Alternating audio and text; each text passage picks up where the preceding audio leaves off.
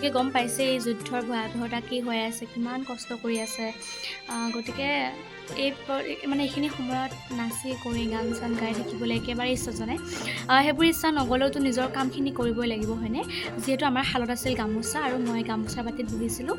আৰু বহুতেই কৈ থাকে কেনেকৈনো তাঁত বোৱা হয়, আৰু মোৰ ভিডিঅ' অকল অসমৰ মানুহ নহয় বাহিৰৰ মানুহ চাই, তেওঁলোকেও জানিব বিচাৰে কেনেকৈ তাঁতশাল বোৱা হয়, কেনেকৈ মাকোটো ইফালৰ পৰা সিফাল অহা যোৱা কৰি থাকে, কেনেকৈ কি কৰে, গোটেই পৰ্যায়টো মই আজি আপোনালোকক দেখাম। চাই থাকিব ভিডিঅ'টো। শালত মা বহি আছিলে, মই ধুনীয়াকৈ পুতলযোৰ চেঞ্জ কৰিলোঁ, এইযোৰ পুতল বুলি কয়। মই যদিও ভালকৈ ব'ব জনা হোৱা নাই, তথাপিও মই চেষ্টা কৰি আছোঁ। মোক মায়ে কৈ থাকে এনেকৈ কৰ তেনেকৈ কৰ। এতিয়া মই যে শাল বাই আছোঁ, মোৰ সন্মুখত মা বহি আছে, মায়ে কৈ আছে, হ'লেও মই ধুনীয়াকৈ বাব পৰা হৈছোঁৱেই। মাহঁতে যেনেকৈ হাতেৰেই ফুল তোলে, পাত চিয়াৰি সংসাৰত ইমান ধুনীয়া ধুনীয়া ফুল কৰে, সেইটো মই বৰ্তমানলৈকে পাৰা নাই, যিহেতু মই নতুনকৈ শিকিছোঁ। চেষ্টা কৰিম আগলৈ, বহুত বেছি আশা আছে যে ময়ো এদিন ডাঙৰ ডাঙৰ ফুল বাচিম মই নিজৰ হাতেৰে। গতিকে আপোনালোকেও মৰম দিবচোন। ভিডিঅ'বোৰ মই এইকাৰণেই দেখাইছোঁ কাৰণ মই কাপোৰ বেচোঁ বুলি সকলোৱে জনা হৈছেগৈ, আৰু আমাৰ হাতে বোৱা কাপোৰ কিছুমানে মোক সুধি থাকে মেচিনত বোৱা কাপোৰ নেকি কিবা নেকি, তেওঁলোকৰ বাবে মই ভিডিঅ'টো প্ৰস্তুত কৰিছোঁ। দেখিছেনে আমাৰ ঘৰত কেইবাখনো শাল আছে বাৰু, আৰু গাঁৱৰ কেইবাগৰাকী মহিলাও আমাক কাপোৰ বনাই দিয়ে, সেইটো আপোনালোকে জানেই।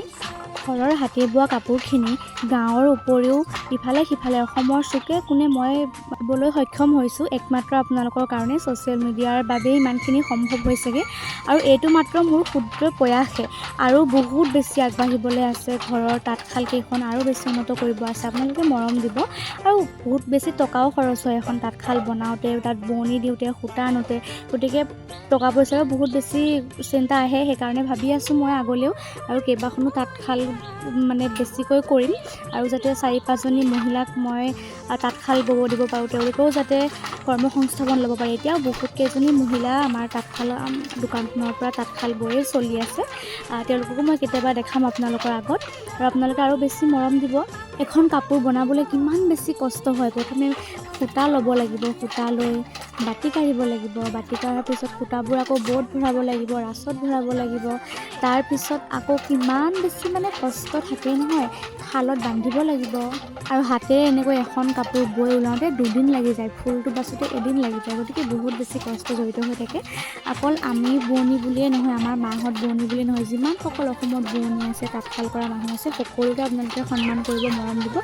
বহুত বেছি কষ্ট জড়িত হৈ থাকে, আৰু এই তাঁতশাল বস্তুটো হেৰাই গৈছে হয়নে। আগতে বহুত মানুহে আমাকে আহি কয়, আগতে আমি কাপোৰ বৈছিলোঁ, এতিয়া কাপোৰ নবওঁ, কিনিলেই পায়, আৰু বহুত কষ্ট, তেওঁলোকে আহি তেনেকৈ কয়।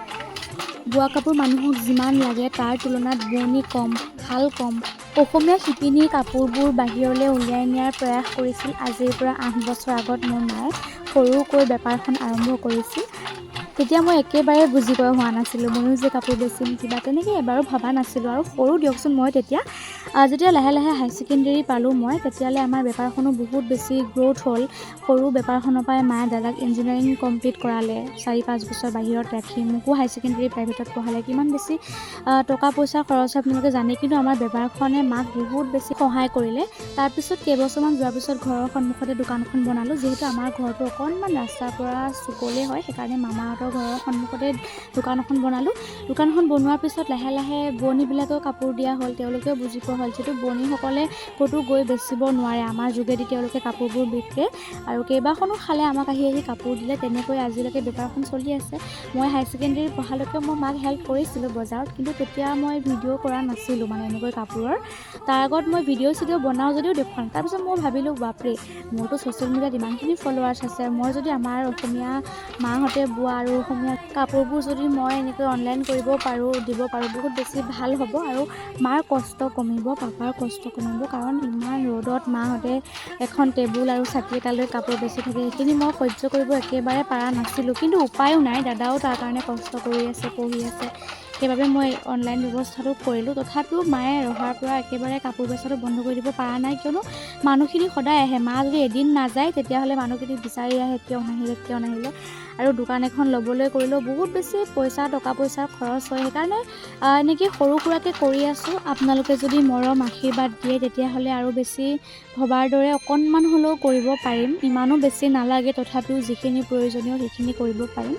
আগলৈ এনেকৈ মৰম দিব। মোৰ মা, মোৰ দাদা, মোৰ পৰিয়াল সকলোকে মৰম দিব আৰু আপোনালোক সকলোৱে ভালে থাকক তাৰে কামনাৰে আজিৰ ভিডিঅ'টো ইমানতে সামৰিছোঁ। ভিডিঅ'টো চাই যদি ভাল লাগিল এটা ছাবস্ক্ৰাইব কৰি যাব, যাতে আৰু অকণমান উৎসাহ পাওঁ এনেকুৱা ধৰণৰ ভিডিঅ'বোৰ বনাবলৈ। আপোনালোকে কৰা এটা কমেণ্ট, এটা লাইক আৰু এটা ছাবস্ক্ৰাইবে মোক আৰু দুগুণ বেছি উৎসাহিত কৰিব, লগতে মোৰ মাক আৰু লগতে মাক কাপোৰ বৈ সহায় কৰি দিয়া মহিলাসকলক। গতিকে আজিলৈ আহিছোঁ, বাই।